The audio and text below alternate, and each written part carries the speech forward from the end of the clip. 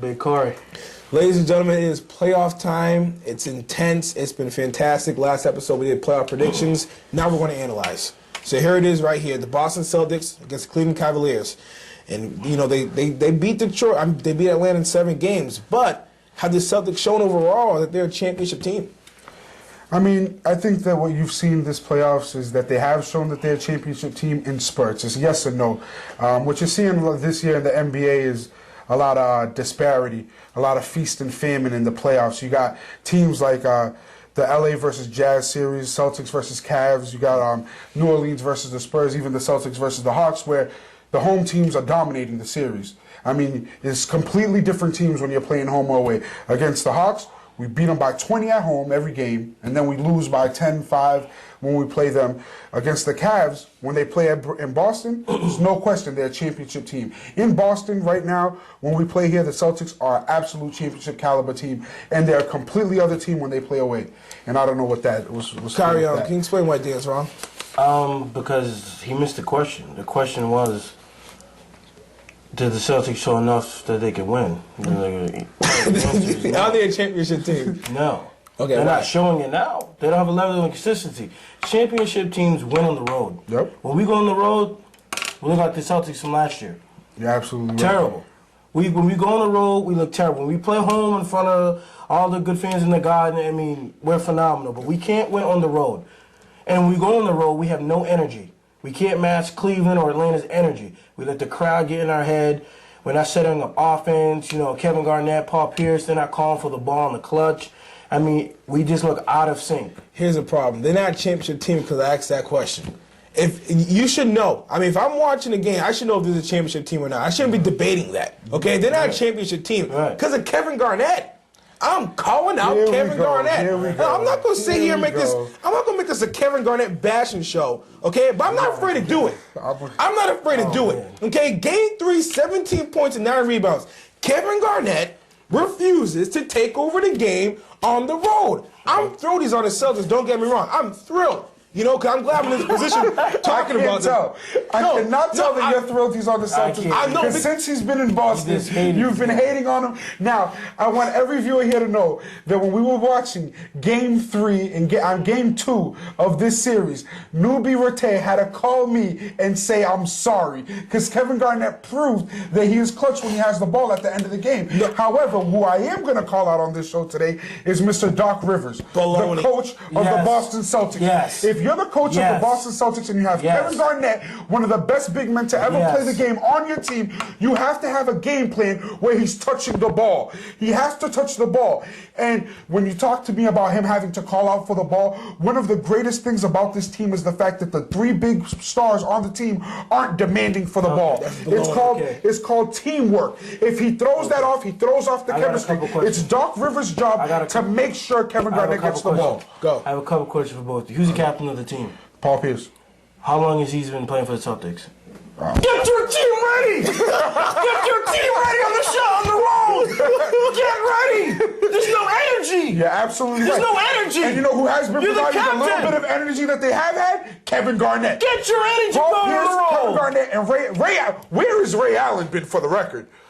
Where's Ray Allen? He's a captain. Where's Ray Allen? He's a captain. I don't give. Why doesn't Eddie House play? Whoa. Okay, I don't give Why doesn't Eddie House play? This guy can play. Time out. I don't care where Ray Allen is. That doesn't matter. He's not your best player. Where's Paul Pierce? He's your captain, but Garnett's the best player. If Doc Rivers not drawing up plays, you demand it. Kobe would have done it. Jordan would have done it. Kobe would have done it. LeBron James would have done it. They would have done it. Kobe would have done it when he was by himself. When he was with Shaq, would Kobe have done it? Yes, he did not. No, he did not. No, he did not. Now, when Shaq left, it took him like 4 years to decide to call for the ball. Now, when Shaq left and Kobe was calling for that ball, can you explain to me how many rings Kobe Bryant's won? That's not the point. How many rings has he won? Yesterday, when they were playing and they were doing terrible, and Kobe Bryant jacked up 33 shots, had 1 field goal in the final, in the overtime period, 0 assists, and the Lakers. For every one game that Kobe struggles in, there's like 5 games where he carries the team. Now, I'm just saying. Now, those games where he carried the team, were they championship games, and has he won a ring since Kobe Shaquille O'Neal Bryant left? has carried. First of all, Kobe Bryant has carried teams when Shaq was there. Okay. He has carried the team Was he sometimes. demanding the ball? Yes, he was. He was demanding the ball when Shaquille O'Neal was on the Lakers. He was not. That offense was when ran through Shaquille Shaq. O'Neal was there, the offense was ran through Shaq. The reason, ran through Shaq. Just like it was in Orlando. Yes. Time out. The reason Just why as it should be with the Celtics. The reason why Shaq and Kobe didn't go is Kobe started demanding the ball more. And when he demanded the ball more, it led to the demise of a franchise. But here's the. I'm not gonna. We're also getting away from Doc Rivers here. Yeah. Because But all respect to Kevin Garnett and Paul Pierce, you know, they have to step it up and everything. But you know you have a superior team. Yep. Hands down superior You team. have the 66 and 66 and 16, 66 wins, 16 losses. And you're playing to a Cleveland team. They're experienced. They're very experienced in players. You have the better team. Hands down. You have the Matchups better team. Do not. It doesn't even compare. If it's the first 10 minutes and we don't have energy, I'm calling a timeout. And I'm going to be furious. Yep. I'm going to get my team's energy. When I go in that locker room, we're down by 20, I'm going to say we're going to come out and we're going to have energy and we're going to shock this whole building and go on a 10-0 run. Let me piggyback on what you said. I'm not going to blame it on Doc Rivers, but here's why I blame it on him, okay? You have the better team. There's a resolution. Cedric Maxwell said a great story on the radio. He said, you know what? When I was an All-American in college, okay, first 3 possessions, I didn't get the ball. My coach called timeout and said, hey, guys, I want to introduce you to somebody. This is Cedric Maxwell. He's All-American. Give him the damn ball. Yep. That's what Doc Rivers needs to do. However, if he doesn't do that, it's Garnett's responsibility to say, I want the ball. If Doc Rivers is not doing that, Garnett needs to do that. And he's not. That's my point. He's not. What you got to understand is that there's a delicate balance of chemistry on this team. And just as there is on every team. I couldn't tell right now. No, what I'm trying to say is that if Kevin Garnett starts demanding the ball, I might like to see that, a little bit more of him. I might like to see him, give me the ball, put your hand up, post up somebody, you know what I mean? Stop settling for the jump shot, take it into the paint. He has a good jump shot, but he's a much better player when he's attacking the basket.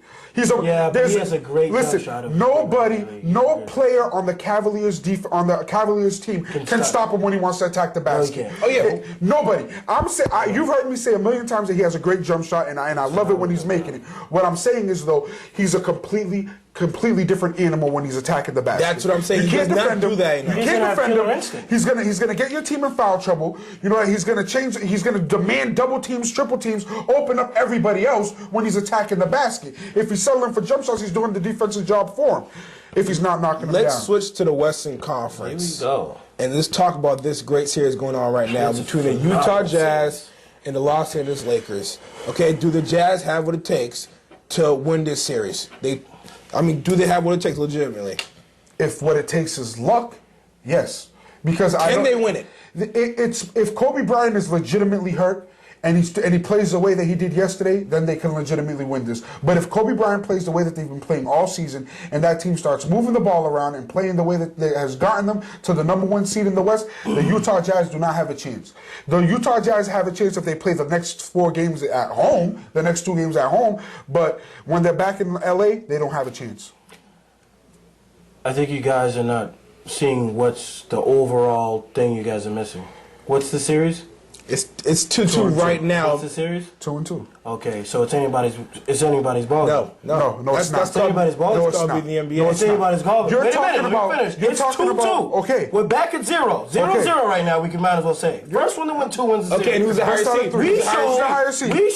Who has home court? LA. Now, who is the worst away team in the playoffs? The absolute worst. That doesn't mean anything. No, the absolute That worst. doesn't mean anything. The Utah Jazz. That doesn't The mean Utah anything. Jazz might as well be They the showed Memphis they can Grizzlies. play in LA. They showed they can play in LA. When? They showed they can play in LA When? in spurts. When? They can play in LA. spurts? And In the 2 games that they played in LA. Kobe Bryant's hurt. Kobe Bryant's hurt. Go ahead. That can play into their favor. Okay, in the 2 games. Jerry Sloan should stick AK-47 all over Kobe Bryant. I'd foul him. I'd rough him up.